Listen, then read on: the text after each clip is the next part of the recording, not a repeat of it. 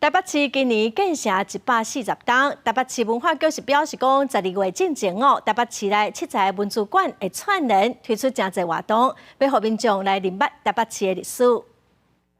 这栋是起自1837年的学海书院，高达有190年的历史，是清朝时期台北的代表书院之一，真无简单，通保存到今。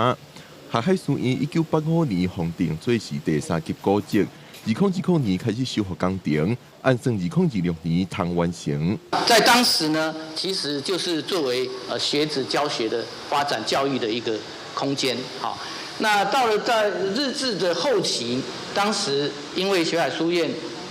它要卖地，好，所以说由高家呢就把它承接下来。好，那承接下来以后呢，就用这个空间当做他们的宗祠，所以一直使用到今，跟整个台北市建成的一个发展文化发展呢，有很深厚的一个关系。台北市副市长林奕华表示，台北市有超过500大的文化资产，配合台北建成140周年，8月到12月会串联台北市70个文字馆所，推出导览、工作坊、讲座、工艺体验等等活动，让你就想象一下。